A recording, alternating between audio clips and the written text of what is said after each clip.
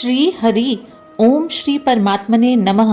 भक्ति आस्था में हम सभी श्रीमद् भगवद गीता के अध्याय 2 श्लोक 41 से 48 हिंदी अर्थ को सुनेंगे। श्री भगवान कहते हैं, हे अर्जुन, इस कर्म योग में निश्चयात्मिका बुद्धि एक ही होती है, किंतु अस्थिर विचार वाले विवेकहीन सकाम मनुष्यों की बुद्धियां निश्चय ही बहुत भेदों वाली और अनंत होती हैं। हे अर्जुन, जो भोगों में तन्मय हो रहे हैं, जो कर्म फल के प्रशंसक वेद वाक्यों में ही प्रीति रखते हैं, जिनकी बुद्धि में स्वर्ग ही परम प्राप्य वस्तु है और जो स्वर्ग से बढ़कर दूसरी कोई वस्तु नहीं, ऐसा कहने वाले हैं, वे अविवेकी जन ही इस प्रकार की पुष्पित अर्थात दिखाऊ शोभा युक्त वाणी को कहा करते हैं, जो कि जन्म रूप कर्म फल देने वाली एवं भोग तथा ऐश्वर्य की प्राप्ति के लिए नाना प्रकार की बहुत सी क्रियाओं का वर्णन करने वाली है।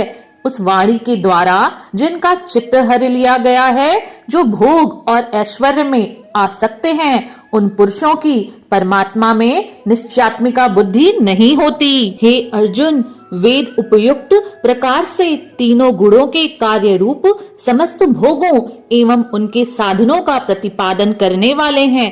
इसलिए तू उन भोगों एवं उनके साधनों में आसक्तिहीन, हर्ष शोक आदि द्वंद्वों से रहित नित्य वस्तु परमात्मा में स्थित योगक्षेम को न चाहने वाला और स्वाधीन अंतःकरण वाला हो। सब ओरों से परिपूर्ण जलाशय के प्राप्त हो जाने पर छोटे जलाशय में मनुष्य का जितना प्रयोजन रहता है, ब्रह्मा को तत्व से जानने वाले ब्राह्मण का समस्त वेदों में उतना ही प्रयोजन रह जाता है। तेरा कर्म करने में ही अधिकार है, उसके फलों में कभी नहीं। इसलिए तू कर्मों के फल का हेतु मत हो तथा तेरी कर्म ना करने में भी आसक्ति ना हो। हे धनंजय, तू आसक्ति को त्याग कर तथा सिद्धि और असिद्धि में समान बुद्धि वाला होकर योग में स्थित हुआ कर्तव्य कर्मों को कर। समत्व ही योग कहलाता है।